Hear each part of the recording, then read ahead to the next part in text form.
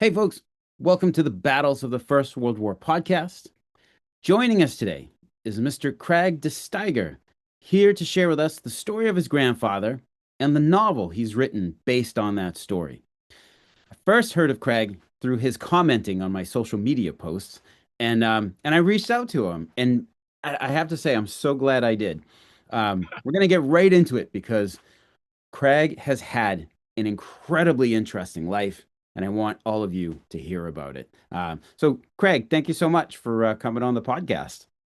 Yes, thank you. I'm very grateful to be invited to the podcast, and whatever I can try to contribute to, I certainly will be. Yeah. Yeah. So the first thing is when we spoke on the phone, to set up our talk here, Yeah. you mentioned having visited 62 countries so far. So Yes. we have to we have to hear about this. Can can you tell us about your life growing up Yes. around the Yes. world? Yes. I actually was born in Beaumont, Texas, in 1949, and my mother remarried at the age I was the age of one, and we left the United States in 1970 or 1955. My father was an engineer with an oil company, and we went to Venezuela. That was our first stay. And so that at that moment, the venture worldwide and a lifetime started, and I've traveled, like I say, through many countries. I've lived in Libya. I actually grew up as a teenager in Libya, and during the 60s, I went to school in Europe, in Rome, Italy, for high school. Lived at college, went to college back in the United States for a period, and then I was with an engineering company, and then transferred to an oil company. Went back overseas for 9 years, and where I met my wife and my son was born. So I've lived in Libya and Libya, Italy. Uh, I've lived in England a couple of times, and haven't, which I've traveled back and forth many times. Wow. I was in Mexico for a while on a project. I've had a very exciting life and been exposed to quite a few cultures around the world, which I appreciate that, because I get to look at life from a different perspective than being in a narrow place. But so, after I retired 6 years ago from the oil company at the age of 70, finally, I started putting down the words on books that I have planned, and I've so far completed about 5 books, and just out of curiosity, fun, more for fun. I don't write books to sell. I do Mhm. it out of just curiosity and self satisfaction, and extending information that I've gained through life. And so I've been fortunate in that respect compared to many people. Wow. What a fantastic outlook. I wanted to ask you like how how being exposed to like so many different countries and like Libya, Yeah. England, Rome. I Yeah. mean, you're talking about like vastly different cultures. And Yes, absolutely. yeah, Yeah. and before we started recording, you mentioned you've been to Iraq and Yes. Afghanistan like Yes. before the For wars there worship. started. Yes, I did. Yeah. Wow. Wow, that's just what a remarkable life. Thank But you. before we get into your writing, which also sounds like you've been enormously productive in your retirement, how like how has it felt for you, Craig? Um, having visited all these countries, and now you have sort of you've returned home to your Yes. original East Texas, Yes. right? How Yes. does home feel now? Uh, it's different, definitely, without a doubt. I still cherish being able to travel again a bit. Right now I'm kind of held held by a wheelchair for the moment, but I will be walking again very soon. Good. But no, I still travel where I can when I can, and I, I love the foreign cultures that I've had to introduce to, and uh, it's because I speak a little bit of Arabic, I speak a little Spanish, just enough to get my face slapped sometimes. But uh, yeah, probably start a world war somewhere. But no, I enjoy the foreign cultures and what they have to present for me as a person. You Sure. know, and not just their culture themselves, but their religions as well. They're Yeah. so differently. And the vastness from say Italy versus that of Saudi Arabia or Yemen in particular, uh, totally different cultures from every aspect you can think about. Yeah. So in that respect, I do enjoy and I have enjoyed all of this. And today, even at my age, 76, I do plan on doing some more travel. Yeah. That's awesome. That's awesome. And now being like, so it sounds like you still have the itch to like get out Oh, there yeah, and see things. absolutely. Yeah. That's awesome. So sometimes I tell, well, not sometimes, all the time actually. I tell my students that like as they graduate that it's like, you know what, like go out, like leave your Yes, hometown. Even absolutely. even if it's just for a little bit because Absolutely. yeah, you may like when you come back, you will be a different person. They will pick, they will have a completely different aspect of life. Yeah. Even if they were to move to go out for a year somewhere Yep. into a foreign country, yes, their life would change. They would see the perspective of the adventure of a foreign culture. God, that's it. And I love talking to students because of that very reason. Just as you just mentioned, that it's very true. They must move forward and look at other lives and other cultures. Yes, absolutely. Very cool. Very cool. Now, my next question for you was going to be, did you grow up writing? It sounds like you began writing once you Uh, retired. yeah, actually I did. I kind of, I think I was about 8 years old, Oh, okay. and I started jotting things down. And of course, back in those days, our scribble, as we call it, uh, made notes. And for some reason, somehow, actually, here 50 years later, I happened to run across a lot of the notes that I had done at that age and some of the poetry that I had done. And I'm actually working right now on a project to capture all of it for my family. Yeah, Oh, nice. yeah. And it'll be some short stories. And it goes from the age of 8, about 7 or 8, all the way up to actually today, Wow. and different short stories and poetry that I've written. So yeah, I can say I've been around a while. Oh, that's cool. That's cool. And your writing, Craig, is it just observations of daily life and the world around you? And I know we're Yes, gonna get to your but, grandfather. yeah, but believe it or not, yes, it's very true. When you look at poetry in particular, you look at the short stories that were say I wrote 25, 40 years ago. Yes, it is a perspective of what life is like at that particular time. Yeah, without a doubt. Oh, And awesome. some of it today, we look at it, we go, "What were you kidding me?" Yeah, did I really say that, or did I really believe that back then? So it's how you look at something from 40 years ago to today, and it's just amazing what your mindset has changed to, Yes. which is Yeah. very interesting to think about. Yeah. Yeah. How you change as a person and how you Yes, yes, you know how you mature, you without know. a doubt. Yeah. Yeah. Yeah, it is interesting. So, what began your interest in the Great War? Well, actually, uh, surprisingly enough, My grandmother, who was the wife to my grandfather, I was a little boy, used to see her all the time, and I would on vacations back in the United States.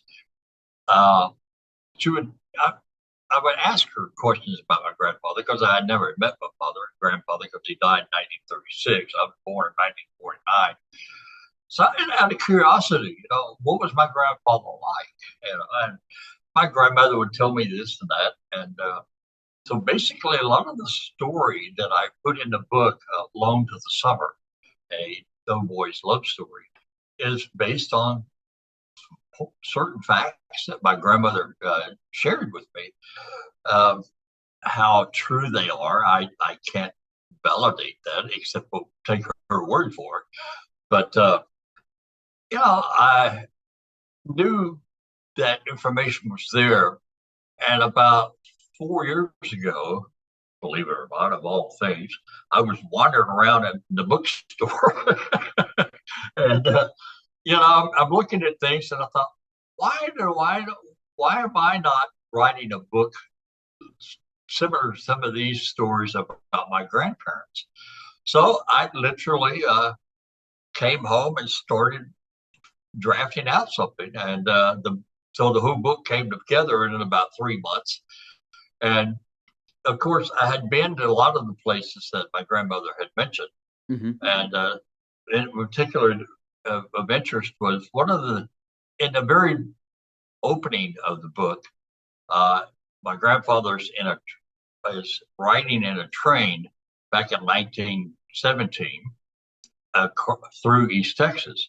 Well, I've actually been on that actual train when I was a little boy. I was about 3 years old, 4 years old, and we were traveling. I remember that train ride going through East Texas woods and the windows being open and using the sash windows and a hard seats. I remember that.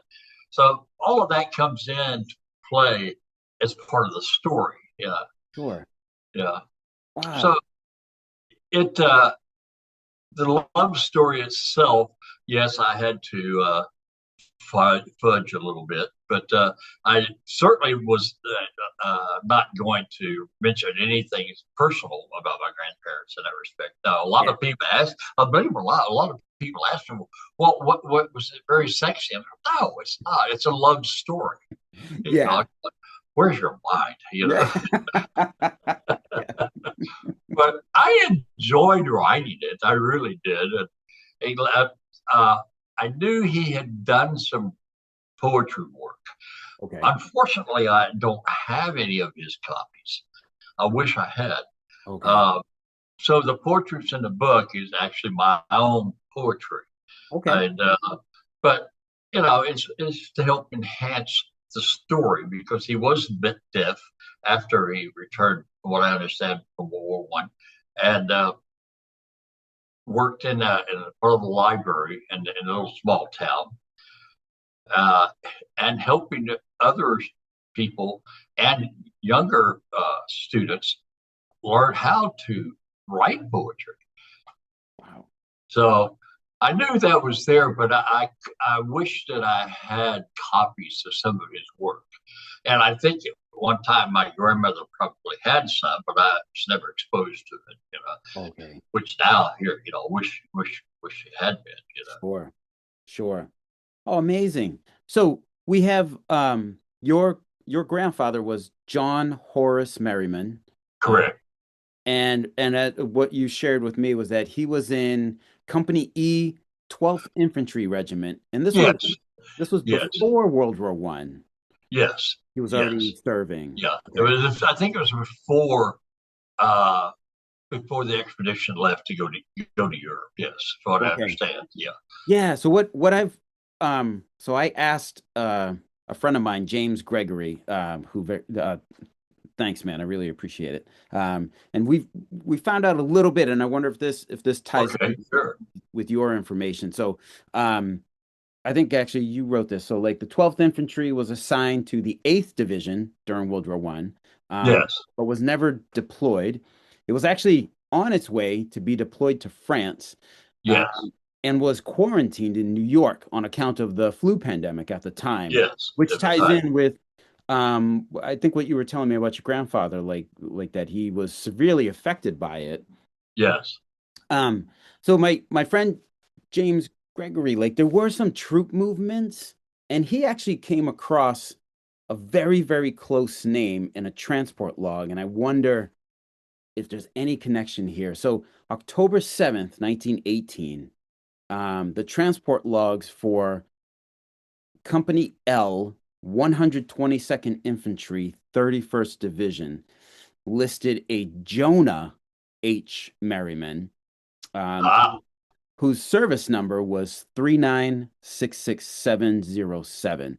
Now, on the transport log, Jonah H. Merriman, the name was Jonathan. Yes. the name was crossed out. So that's an indication that he may not have, he made it onto the list, but he may not have actually traveled on the Ah, ship. Um, my buddy tried searching that service number, but didn't find anything further. yeah. Yeah. So he may have transferred over to the eighth, but it looks like he didn't go overseas. Ah, And this part of the story kind of checks out with what you've indicated to me. So I don't know if that helps at all, and I can share all of that in an email to you. yeah, Um, I'd like to see that. That's yeah. quite interesting because I can only base on what my grandmother expressed to me. So I Mhm. don't. I'm not what is truthful and what is not. Uh, One thing I did find out, or my nephew did, who does doing some research, that the 12th Infantry and some of the other infantry groups were transferring back and forth to each other people, Yes. and so somewhere we think my grandfather was put in the mix, if you want to call it that, Mhm. and that's the only way we can confirm, besides my grandma says, that he did go to France. So how to do it through military records, I don't know how to do that, and I really, if it turns out that he didn't, that's great. But my other question is to my grandmother would be, okay, then what really happened? Right, right, you right, know, right. Now, yeah, interesting. Just to go back to your grandfather, like, you have like I think you indicated like so he lost his hearing and he yeah, lost his ability to speak, um, yes, while he was in the service yes. um, But for no, he could speak. What I'm saying, he could hear, but he cannot speak. okay, he could hear, he Yeah, could not speak. yeah, My apologies. And so he's presumably released from the army, and then yes, you said he worked in a library where yes, all right, yes. and he helped, and and then he helped kids write poetry and express themselves Correct. Yes, while he was working at the yes. library. That's really admirable. That's amazing, and I love the fact that your grandfather did that, and you carried Now it I'm on. kind of doing it in a way. Oh, Yes, yeah, yeah. yeah, And yeah.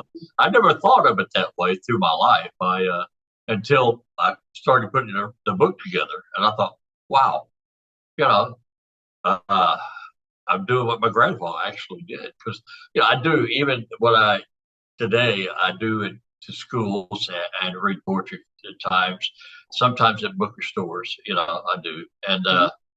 uh, it's the same kind of concept really that my grandfather had done, Yeah, and enjoy very much. that's excellent. I So, do a lot of poetry reading with music and narrate.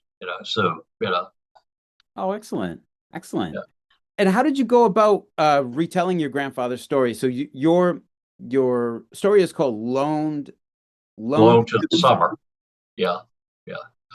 Well, as I said, I was thinking about in a bookstore one day, why am I not writing something to my grandparents? The Sure. stories that I'm starting to see, and I decided at that time that I would start jotting down my messages and my notes from what my grandmother had told me, and when I was about 12 and 15 years old on visits back to the United States.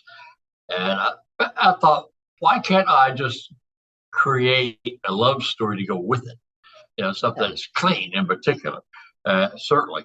And so that's how I kind of put this whole book together, and I knew some of the names. A lot of the people names in the book are real people and relatives of Oh, mine, okay. or my mother's, I should say, that side of the family. Uh, so it was kind of fun to do. Just really just fun to do. It wasn't hard to do. It was just creatively fun to do.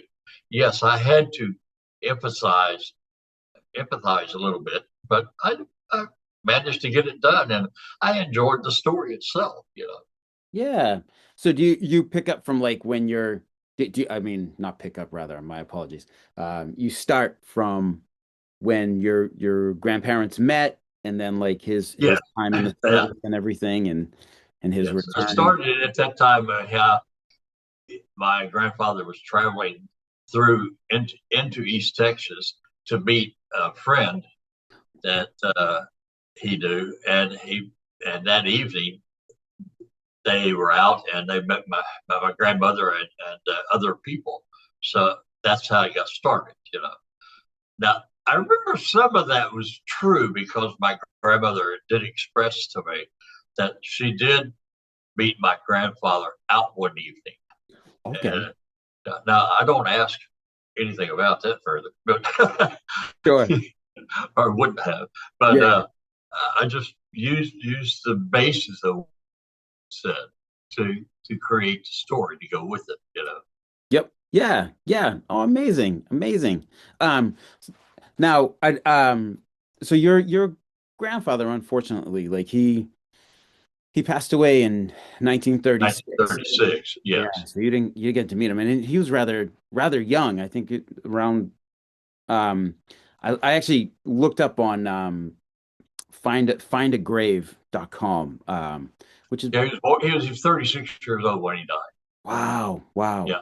He and wow. my grandmother were the same age, and they were both born in the fall of 1899. And Okay, my grandmother was born, I think October something of 1899, and he was born within. They were all within like just a couple months apart from each other, so I knew oh, how old he was. Yeah. yeah, yeah. Interesting. Do you know of like of what he passed away? Was it complications from the flu or complications? Well, I don't know if it's actually the flu, but I think what I'm starting to realize, I think probably what they call the Spanish flu at that time Yes. was a contributor to it. Okay. Even though I was told that it was something to do with the gas that he received in France, because Interesting. you got to remember in World War One, there's a great deal of views Yes. in the so I just assumed from that remark from my grandmother that that was part of it. Yeah. Well, I think a lot of there's other influences as well. yeah. That actually checks out as well because there's a lot of was it so many stories of men who were gassed Yes, during the war, and then you yes, see that they pass away like in the 20s and 30s, and they're still correct. relatively young men, like Yes, in their 30s and 40s at this point, and it's very, very very young. true. Yeah, very young for them to pass away. Wow, that's amazing. I hope you're able to tease out that research Well, farther. I have to give credit to you. You've given us the encouragement to encourage, I should say, to do a little more deep research best we can. And of course, my nephew, who's big Navy guy, he really digs into this. So I think we're going to do some more out of fun, out of interest more than anything. That's But really cool. we'll see how it turns out. Oh, that's excellent. Excellent. And Craig, here's the last question here. Is where can folks get your book, how can they get their hands on it? Uh, right now it's Amazon is the Amazon. easiest way to bring it up. Yeah. Perfect. Okay. Okay. I know that Amazon distributes it some to the other bookstores like Barnes and Noble, but I find it easiest really just call. I mean, I click onto Amazon and Okay. it'll pop right up. Perfect. Okay. Well, great. I'll definitely I'll make sure that there's a link in the show notes I so that appreciate that. It's very listeners kind. Yeah, can click right on it. Let me just make a note of it here. yeah. I know that the World War One memorial people in Washington were Hmm. very interested the lead poem of that I wrote. And Okay. uh, and I've had that poem narrated through actually high schools, not only in the United States but Canada as well. The people call me and send me emails. Can we recite this poem? I said, sure, by all means. Oh, Um, which poem is this, Craig?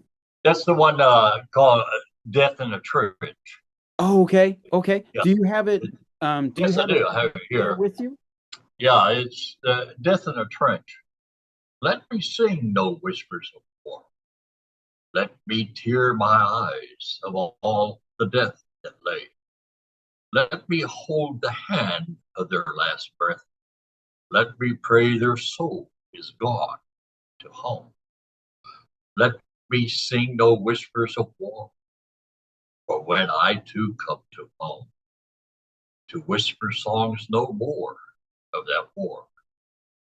And that's the lead point for the Beautiful. whole story, the whole book.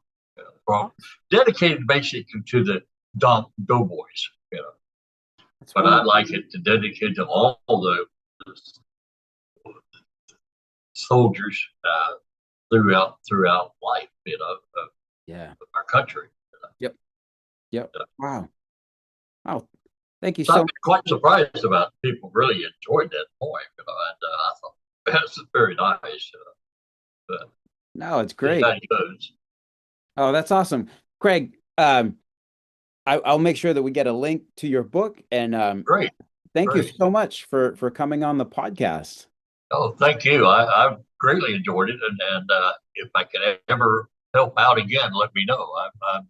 I enjoyed the study of World War One, and now your interest in it has encouraged me to even start looking more into it. So, if you get a phone call from me, please answer. Oh, definitely, definitely, no worries.